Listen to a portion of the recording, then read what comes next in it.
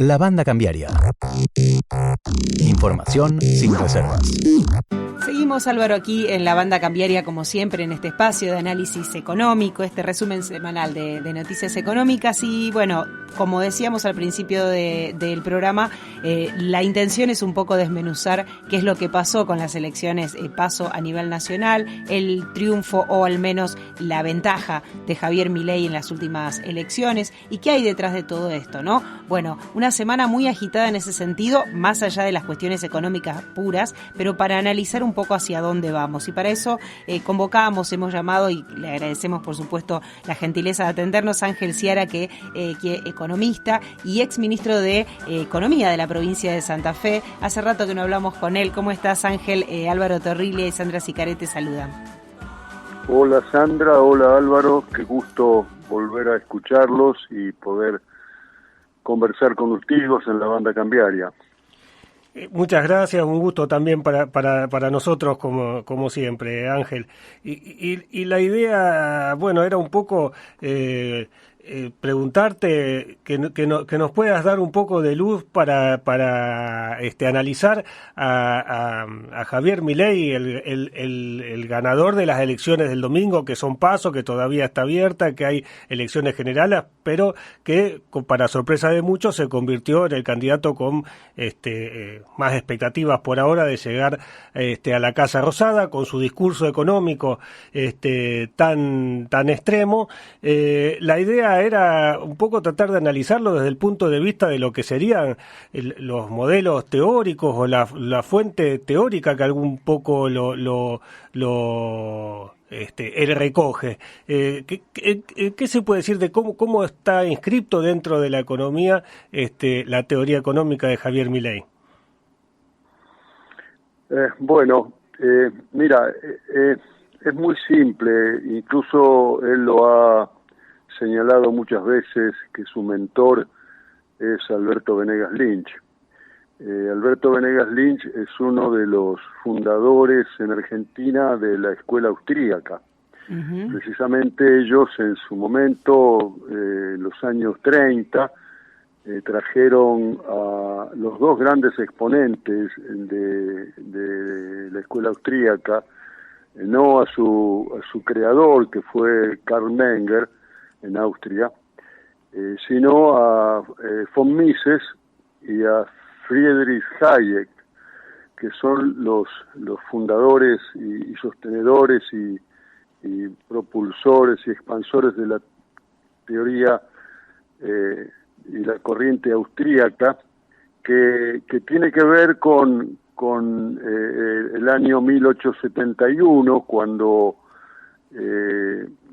aparece una reacción contra el clasicismo y la teoría del valor trabajo, y esta escuela propugna la teoría del valor subjetivo y la corriente de la utilidad marginal. Evidentemente es toda una reacción teórica que tiene un gran contenido ideológico contra los clásicos ingleses y particularmente contra Marx. A partir de ahí aparece un tremendo subjetivismo y la preponderancia del individuo desde el punto de vista económico, el famoso Homo economicus, uh-huh, y el mercado como el gran asignador de recursos. Precisamente en los años 20 hay una gran discusión entre von Mises y Lange, un economista polaco, acerca de la capacidad del sistema de precios y el mercado como asignador de recursos contra el sistema de planificación. Esta es la escuela que soporta a Milei, y esto ha devenido después en cierta ortodoxia. Precisamente los asesores de Milei son Diana Mondino, por lo menos los que yo he tenido, uh-huh, Carlos Rodríguez y Emilio Cabo, todos del SEMA. Rodríguez fue asesor de Menem, y precisamente viendo las propuestas de Milei, no nos hace recordar muchísimo al programa de Menem de los años 90. Claro. Precisamente hay su actitud es una actitud de reacción frente a lo que él llama un modelo colectivista. Aquí, bueno, tiene una mirada muy particular, es ahistórico, y entonces ante el modelo colectivista que supuestamente él dice ha regido en la Argentina durante los últimos 100 años, él plantea el modelo de la libertad. Y entonces las defensas, los tres principios básicos son la defensa de la vida, la libertad y la propiedad privada. Uh-huh. Y estas teorías incluyen, por ejemplo, cuando él habla desde el punto de vista más no sea teórico, cosas como la posibilidad de establecer un mercado de órganos y esas cosas de los que se le ha escuchado decir a Milei. No, claro, eso es una exacerbación de la libertad individual y creo que hace una provocación. Yo creo que Milei ha sido un gran provocador. Esto le ha dado muchos beneficios, precisamente su carácter provocador con estos exabruptos, que incluso sus propios sostenedores no lo desmienten, pero que dicen que bueno, esto es para el futuro, como que hubiera un segundo mandato de Milei si gana el primero, hablar de la aportación de armas, de la venta de órganos, incluso del propio voucher educativo. Claro. No, esto no está, por supuesto. Estas son corrientes serias. Podamos estar de acuerdo o en desacuerdo acerca de su estructura lógica y de su cierre lógico, pero no tienen planteos de tal característica. Y Ángel, ¿cómo, yendo al plano económico en lo que tiene que ver con sus medidas, cuando, por ejemplo, habla de la libertad, bueno, esto de la libertad total, del mercado, de destruir el Banco Central y demás, también ahí da la sensación de que, bueno, por supuesto, hay un corrimiento, una ausencia o la idea de que el Estado quede en un plano bastante menor. Y eso, de alguna manera, ¿no choca con un sector empresario que viene siendo un socio del Estado en un montón de cuestiones, que se alimenta del Estado, por caso como contratista de obra pública, de grandes obras de infraestructura? Digo, ahí el sector empresario en la Argentina, el capital en la Argentina está asociado al Estado. ¿Cómo se condice esto con un Estado prácticamente retirado que él plantea, no? No, correcto. Yo creo que allí está encontrando algunas reacciones adversas, y esto tiene que ver con lo que digo que es la formación del capitalismo argentino. No se puede ser ahistórico. Yo creo que la historia, incluso la propia historia del capitalismo, demuestra que precisamente las condiciones de la competencia son las que terminan generando otras formas de competencia, como la competencia monopólica. Yo creo que querer volver a la supuesta competencia perfecta de inicios del capitalismo es retrógrado, es realmente estar pensando en conceptos y en estructuras y sistemas casi te diría antidiluvianos. En este sentido, me parece que hay allí una exageración acerca de las bondades del mercado, como si el mercado hoy no existiese en nuestro país. Hoy existe el mercado y existe un Estado regulador. La postura de Milei, y cuando uno lee su programa, tiene mucho que ver con el consenso de Washington. Es casi un calco, que si uno lo lee acerca de las reformas laborales, las reformas tributarias, la reforma del sistema previsional, las privatizaciones, y la vuelta a un mercado libre con un Estado gendarme, al estilo del Estado que planteaba Adam Smith a mediados del siglo XVIII. Ha pasado mucha agua bajo el puente, el capitalismo no es el mismo que en la época victoriana, y evidentemente hoy tenemos fuerzas sociales, sindicales, empresariales y sociales muy fuertes, muy arraigadas, que tienen que ser tomadas en consideración, además de tener que respetar la Constitución y aprobar muchas reformas por las leyes. Y aquí hay otro punto central, tener a su favor Cámara de Diputados y Cámara de Senadores. No creo que sea fácil para el miletismo si llega a ganar, y esto conlleva a oposiciones muy fuertes acerca de sus grandes reformas que además hay que leerlas con detenimiento, porque en los programas televisivos parecía que todo se hacía instantáneamente, y hoy cuando uno lee las propuestas hay cosas que son de primer orden, de segundo orden, que van a tardar 2 años, que van a tardar 3 años, que van a tardar 4, que van a tardar un segundo mandato. De todas maneras, aunque el tiempo sea largo, no quita que haya propuestas que son totalmente inviables. Nuestras redes sociales. Encontrarnos en Twitter, Instagram y Facebook. Escuchá los podcasts de La Banda Cambiaria en nuestro canal de YouTube y Spotify. La Banda Cambiaria.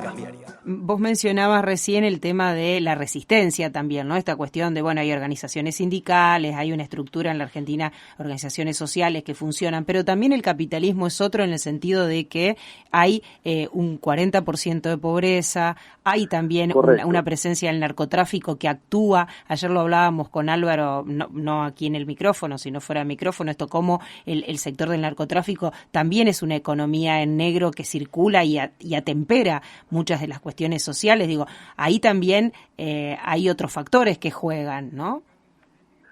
Sí, totalmente. Yo creo que incluso en el caso argentino eso lo estamos viviendo y lo estamos sufriendo en la actualidad, la penetración del narcotráfico. Pero ya que traes a colación esto, mira qué interesante es lo que planteas del narcotráfico. Ecuador se ha transformado en el primer exportador de cocaína. Y esto tiene mucho que ver con la dolarización.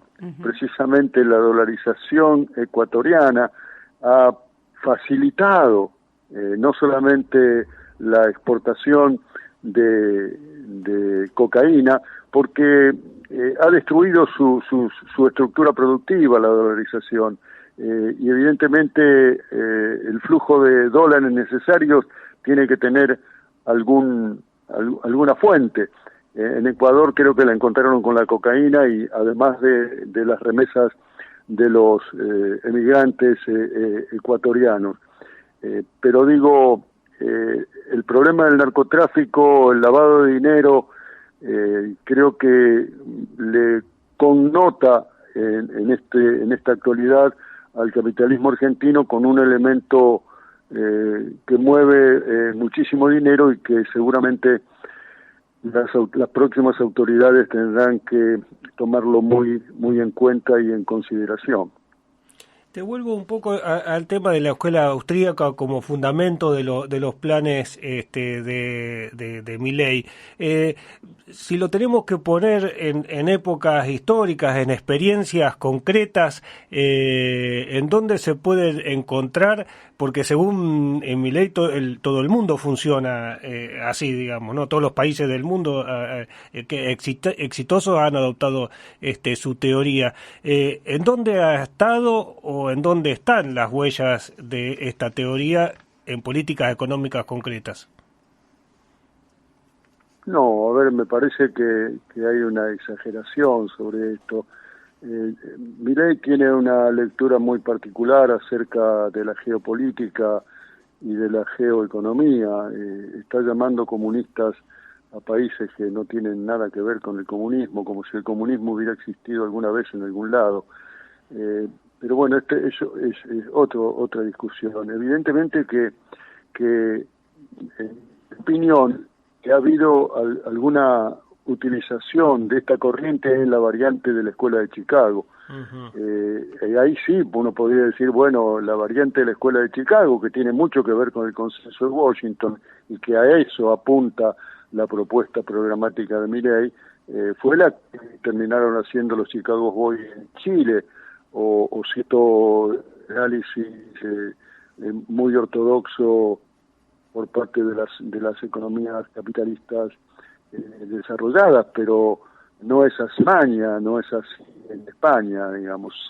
Esto está muy relacionado con la ideología y con el sendero y el objetivo de largo plazo que cada uno de los países propone, ¿no? Luchar contra el eficientismo cívico-sociales. Y en el caso de la experiencia chilena, ¿cómo tomarlo más cercana? Es la libertad a partir de una dictadura, digamos, sería, ¿no? La teoría. Bueno, claro. Fíjate, a mí me suena muy alguna de las propuestas, esto de vida, libertad, derecho a la propiedad, me suena mucho a la extrema derecha chilena, con el movimiento patria de la época de ayer. Pero creo que lo de propuestas concretas están mucho más cerca de las propuestas del Banco Mundial del 89 que una propuesta tema, digamos, ¿no? Si bien usa ciertos instrumentos de manera extrema, por ejemplo, la dolarización, el extremo anclaje del tipo, digamos, ¿no? Aniquilar el central como el extremo de la emisión monetaria. Ahora uno se pone a pensar, y si no está el banco que emiten, él propone una banca Sain que no existió en ningún lado. Una banca sin regulación es catastrófica. Como vio en 2008 por Lehman Brothers en Estados Unidos, donde precisamente el mercado de capital no tenía regulación, la banca comercial sí, pero la banca de inversión. Y en de regulaciones ocurrió la crisis de la burbuja del 2008. O sea, son experiencias que hay que analizar históricamente para no iluminar con estas propuestas que evidentemente tienen mucho más que ver con la provocación, con la factibilidad. Ángel, te agradecemos muchísimo tu tiempo, las ganas de charlar con nosotros y por supuesto permitirnos analizar juntos esta situación. Gracias por habernos atendido. No, por favor, gracias a ustedes, gracias Álvaro, gracias Sandra por la oportunidad de charlar. Y bueno, y a disposición para cuando ustedes lo consideren. Claro, así será. Gracias, hasta la próxima. Así pasaba Ángel Ciara, economista de Rosario, por supuesto, ex ministro de Economía de la provincia de Santa Fe. Muy interesante, Álvaro, esto que planteaba con Ángel. Siempre intentamos hacer este recorrido histórico y él planteaba al inicio, ¿no? Viene de la escuela austríaca, pero una escuela austríaca que no tiene estos lineamientos, o sea, más allá de que compartamos o no, decía él, los lineamientos de la escuela austríaca, poco tienen que ver con los planteos concretos que hace Milei, ¿no? Sí, habla, bueno, recordemos también, Ángel Ciara es un docente universitario, investigador muy reconocido en la ciudad de Rosario y más allá también de la ciudad, y bueno, maneja todos estos temas teóricos y hablaba un poco de la caricaturización o la imagen extrema que el candidato de la Libertad Avanza sobre una teoría que, sí, bien, como decía, no todo el mundo tiene su discusión como todas las otras teorías, pero que en este caso está ensamblada en una forma de pensar y de transmitir que pareciera casi una religión, ¿no? Exactamente. La Banda Cambiaria. La Banda Cambiaria. Un informe semanal de economía local, nacional e internacional. La Banda Cambiaria.